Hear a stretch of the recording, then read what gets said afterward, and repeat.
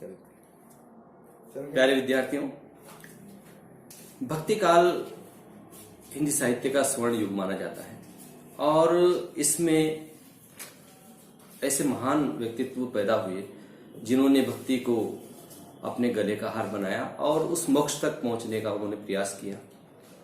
इसमें कबीर हो सकते हैं, सूरदास हो सकते हैं, तुलसीदास हो सकते हैं, मीराबाई हो सकती है, सहजोबाई हो सकती है, दयाबाई हो सकती है, दादू दयाल हो सकते हैं, रैदास जी हो सकते हैं। इन कवियों ने भक्ति की ऐसी अविरल धारा प्रवाहित की जिसको हृदय में बसा करके आज का तार्किक और आधुनिक मानव उसको याद करके उस भक्ति को अपने जीवन में रख करके और मुक्ति के द्वार पर याचक बनकर खड़ा है। तो बच्चों, आज हम भक्ति काल के ऐसे कवि जिनका जन्म 1550 और मृत्यु 1605 में हुई, आप भक्ति काल के ये माने कि ब्रज भाषा के प्रमुख हस्ताक्षर कवि हैं। और ब्रज भाषा चूंकि कृष्ण काव्य के लिए, चूंकि ब्रज में पैदा कृष्ण हुए हैं, इसलिए माँ की भाषा भी जो है ब्रज भाषा है और कृष्ण काव्य को अभिव्यक्त करने के लिए उपयुक्त जो भाषा है वो निश्चित तौर पर ब्रज भाषा है। आज हम बात कर रहे हैं नरोत्तम दास जी की। नरोत्तम दास जी ब्रज भाषा के मूलतः कवि हैं और आप चूंकि कृष्ण काव्य को ही आपने आधार बनाया है, तो ये नरोत्तम दास जी जो हैं उत्तर प्रदेश के सीतापुर जनपद के निवासी थे। इनका एकमात्र खंड काव्य हमें प्राप्त होता है जो सुदामा चरित के नाम से मिलता है। और अनाम धन जो हमारे साहित्यकार हैं जिन्होंने हिंदी साहित्य का इतिहास लिखा है, शिव सिंह सरोज जी नाम से, शिव सिंह सेंगर जी ने, इनका जीवन काल इन्होंने संवत 1602 माना है। तो इस प्रकार से सुदामा चरित लिखने वाले नरोत्तम दास जी भक्ति काल के कवि माने जाते हैं। यदि हम इनका पहला पद आपके जो अध्याय 12 में दिया गया है, पहले अपना नाम बता दूं, मैं डॉक्टर नंदकिशोर महावर, राजकीय विद्यालय अंग्रेजी माध्यम मल्टीपर्पज गुमानपुरा कोटा से हूँ। और बच्चों, ये जो बात करें हम हमारे 12वें अध्याय की, सुदामा चरित कक्षा 8 की किताब में है ये। इसका पहला जो सवैया है, मूलतः इन्होंने सवैया लिखे हैं, तो इस सवैया पहला देखते हैं हम लोग। जब हमारे जो सुदामा जी हैं वो कृष्ण से मिलने द्वारिका जाते हैं, तो वहाँ का बड़ा ही कारुणिक चित्र हमारे समक्ष उभरता है। जब वहाँ पर द्वार पे जाके खड़े होते हैं उनके महलों के द्वार पर, और द्वारपाल जाकर के जब श्री कृष्ण को सुदामा का जब वर्णन करता है, उनके पोशाक का, उनके व्यक्तित्व का वर्णन करता है, तो कृष्ण जो है बड़े भाव विभोर हो जाते हैं और स्वयं बिना चप्पल के और बिना खड़ाव पहने वो दौड़ते हुए सुदामा से आकर के मिलते हैं। तो ऐसा ही एक चित्र है जो यहाँ पर है। पहला पद मैं आपके सामने पढ़ रहा हूँ। शीस पगा न जगा तन में, प्रभु जाने को आही बसे के ही ग्रामा। धोती फटी सी लटी दुपटी, और उपाए उपा नहीं को नहीं सामा। द्वार खड़ो द्विज दुर्बल एक, रहो चकी सो बसदा अभिरामा। पूछत दीन दयाल को धाम, बतावत आपनो नाम सुदामा। पूछत दीन दयाल को धाम, बतावत आपनो नाम सुदामा। तो इस प्रकार से पहले सवैये में इसकी व्याख्या करते हैं। तो आप लोग जब इसकी व्याख्या लिखेंगे तो कैसे लिखनी है वो संदर्भ में आपको बता देता हूँ कि जब ये पद, मान लीजिए इसमें से कोई सा भी एक सवैया आपको दिया है, तो उसमें सर्वप्रथम लिखेंगे हम लोग संदर्भ में कवि और उसकी कृति का नाम आता है। तो इसमें लिखेंगे प्रस्तुत सवैया लीला बिहारी श्री कृष्ण के अनन्य भक्त, भक्ति काल के प्रमुख हस्ताक्षर कविवर नरोत्तम दास जी के सुदामा चरित से अवतरित है। इस प्रकार से आपको लिखना है संदर्भ में, और फिर प्रसंग में कौन किससे क्या कर रहा है इसका उत्तर आता है। तो यहाँ पर नरोत्तम दास जी एक जो संदेश वाहक है, श्री कृष्ण का द्वारपाल है, उसके माध्यम से कला रहे हैं कि वो जाकर के वर्णन करता है श्री कृष्ण के समक्ष कि जो द्वार पे जो व्यक्ति खड़ा है वो इस प्रकार के उसका व्यक्तित्व और उसका पोशाक है, उसके बारे में जाकर के वो बताता है। तो देखिए, शीस पगा न जगा तन में प्रभु, हे प्रभु, जो व्यक्ति सामने खड़ा हुआ है, द्वार पे खड़ा हुआ है, वो उसके सिर पर कोई पगड़ी नहीं है। पगा का मतलब पगड़ी, न जगह तन पे, और ना कोई झिंगोला यानी कोई दूसरा वस्त्र उसने पहन रखा है। जगह का मतलब यहाँ कुर्ता भी हम कर सकते हैं। प्रभु जाने को आही के बसे कई ग्रामा, और ये प्रभु वो पता नहीं कौन से गांव का रहने वाला है, पता नहीं कहाँ का बसने वाला है। धोती फटी सी लट्टी दुपटी, और उसकी धोती जो है बड़ी फटी हुई है, जगह जगह से तार तार हो रही है, लटी दुपटी, और एक दुपट्टा केवल उसके हाथ में है और एक लकड़ी हाथ में है। और वो पाँव में उपा नहीं, कोई नहीं सामा, और पाँव में कोई चप्पल या कोई खड़ाव, कोई जूतियां नहीं पहन रखी, और उसके अलावा उसके पास कोई सामान भी नहीं है। यानी कि उसके पास केवल क्या है, ना तो सिर पर कोई पगड़ी है, ना उसके पास अंतवस्त्र पहनने के लिए कुछ है, केवल उसके पास एक धोती है, और वो धोती उसने पहन रखी, वो भी फटी सी हुई है, और दुपट्टी, एक दुपट्टा उसके गले में पड़ा हुआ है, मात्र वो फटा सा है, और एक लकड़ी उसके हाथ में है। इसके अलावा कोई दूसरा सामान नहीं, इसके अलावा कोई दूसरा सामान नहीं है। द्वार खड़ो द्विज, द्वार पर खड़ा हुआ है एक द्विज। द्विज का अर्थ होता है ब्राह्मण, और द्विज का अर्थ होता है, हम लोग कहते हैं कि जिसका दूसरा जन्म हुआ है, द्विज का अर्थ कहा जाता है। और द्विज का अर्थ पक्षी भी होता है। तो बच्चों यहाँ पर तो द्विज का अर्थ यहाँ पर ब्राह्मण से है।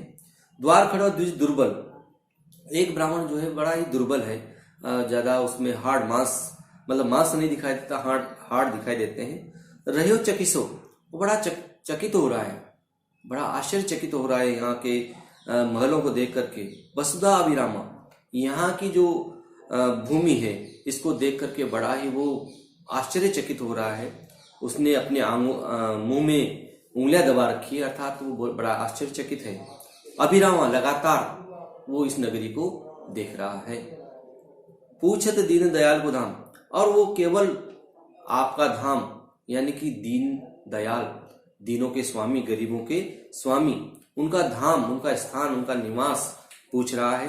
बतावत आपनो नाम सुदामा, और अपना नाम वो सुदामा बताता है। तो इस प्रकार से आकर के उसका परिचय, द्वारपाल ने आकर के सुदामा का परिचय श्री कृष्ण को दिया। तो वहां का ये चित्रण है।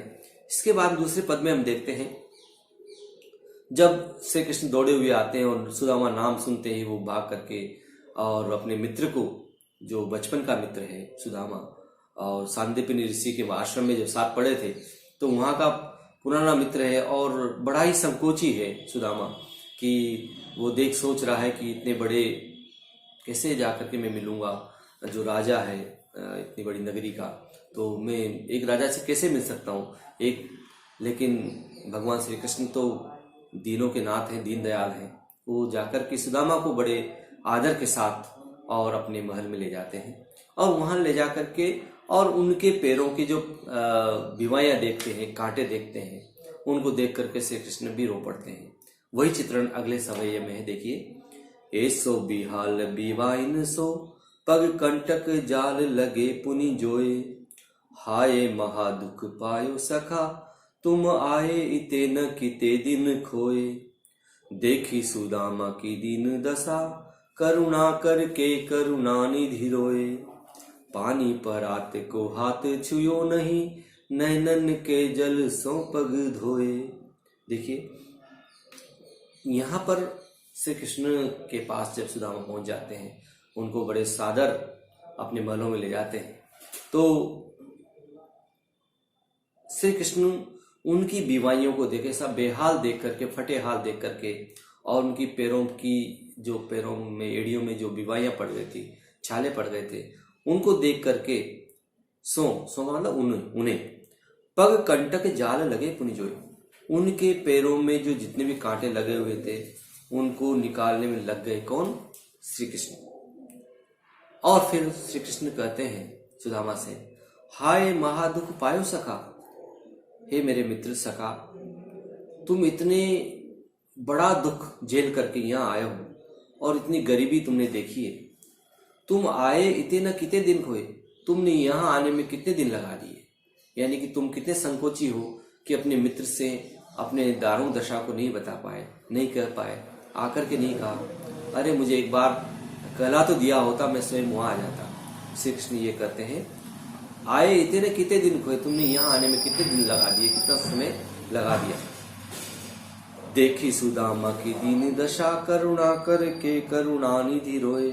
इस प्रकार से सुदामा की इस दारुण दशा को देख करके श्री कृष्ण स्वयं दयानिधि, करुणा के सागर रोने लगे। पानी परात को हाथ छुओ, और उन्होंने जो पानी भरा हुआ था परात में, उस परात को नहीं हाथ लगाया और अपने आंखों से बहने वाले जो पानी है, आंसू है, उनसे ही सुदामा के पैरों का प्रक्षालन कर रहे हैं। कौन? श्री कृष्ण। नैनन के जल सो पग धोए, अर्थात अपने नेत्रों के जल से ही वो उनके पैरों को धो रहे हैं। कहने का तात्पर्य यह है कि उसकी दारुण दशा को देख करके, सुदामा की दारुण दशा को देख करके श्री कृष्ण स्वयं परेशान हो जाते हैं, दुखी हो जाते हैं और स्वयं रो पड़ते हैं। कछु भाभी हमको दियो, सो तुम काहे न देत, चापी पोटरी कांख में रहे कहो कहीं हेत। यहाँ पर भी श्री कृष्ण जब उनको नहला धुला करके बिठा दिया जाता है और सुदामा अपनी वो फटे से दुपट्टे में जो चावल रखे हुए थे पोटली में वो दबा करके बैठा हुआ है, तो श्री कृष्ण कहा करते हैं कि कछु भाभी हमको दियो, क्या मेरी भाभी ने क्या मुझे कुछ भी नहीं भेजा होगा, है? सो तुम काहे न देते, तुम मुझे क्यों नहीं देते हो? जो मुझे भेजा है मेरे लिए कुछ तो भेजा होगा, और जो भेजा है उसे क्यों नहीं हमें देते हो? चापी पोटली कांख में, और आपने ये जो पोटली कांख में दबा रखी है, कहो कहीं हेत, ये किस कारण से आपने इसमें रखी हुई है? क्यों दबा रखी है कांख में पोटली? ये प्रश्न करते हैं श्री कृष्ण सुदामा से। आगे चनाम गुरु मात दिए ते, लये तुम चाबी हमें नहीं दीने। श्याम कहो मुस्काय सुदामा सो, चोरी की बात में हो जो प्रवीणे। पोटरी कांख में चापी रहे तुम, खोलत नाहि सुदारस भीने। पाछली बानी अजो न तजो तुम, तैसे ही भाभी की तंदुल कीने। इसी प्रकार से आगे कहते हैं कि आगे चना गुरुमात दिए थे। पहले बचपन में जब संदीपनी ऋषि के आश्रम में हम लोग पढ़ रहे थे, तब गुरु माता ने हमें चबाने के लिए चने दिए थे, तो वो भी तुमने अकेले अकेले ही खा लिए ऊपर चढ़ करके। श्याम कहो मुस्काए सुदामा सो, इस प्रकार से सुदामा से कह रहे हैं श्री कृष्ण कि चोरी की बात में जो हो प्रवीण, तुम चोरी की बात में बड़े प्रवीण हो, छुपाना बहुत चाहते हो पर छुपा नहीं पाते हो। पोटली कांख में चापी रहे तुमने अपनी पोटली जो है वो कांख में दबा रखी है। खोलत नहीं सुदारस भी, अर्थात उसमें कुछ रस से भरा हुआ, अमृत से भरा हुआ कोई चीज रखी है, लेकिन तुम उसको खोलना नहीं चाहते। पाछली बानी अजो न तजो, तुम पिछली बातों को, पिछली आदतों को अभी तक नहीं त्याग रहे हो। तैसे ही भाभरू की तंदुल कीने, उसी प्रकार से तुम भाभी ने जो चावल भेजे हैं उन चावल को तुम छुपा देना चाहते हो। बेटा यहाँ पर ये सुदामा चरित्र के 3 सभय हमने पढ़े हैं, 3 को हम बाद में पढ़ेंगे। इनको आप लोग अच्छी तरीके से इसकी व्याख्या कीजिए और व्याख्या करके और उसके प्रश्नोत्तर कीजिए और मेरे व्हाट्सएप नंबर पर भेजिए ताकि मैं इसको जान सकूं। और बढ़िया से हस्तलेखनी में आपको अच्छी तरह से लिखना है, और कोई बात आपको लगे कुछ हो तो मेरे व्हाट्सएप नंबर पर आप व्हाट्सएप से संदेश के माध्यम से पूछ सकते हैं। बहुत बहुत धन्यवाद।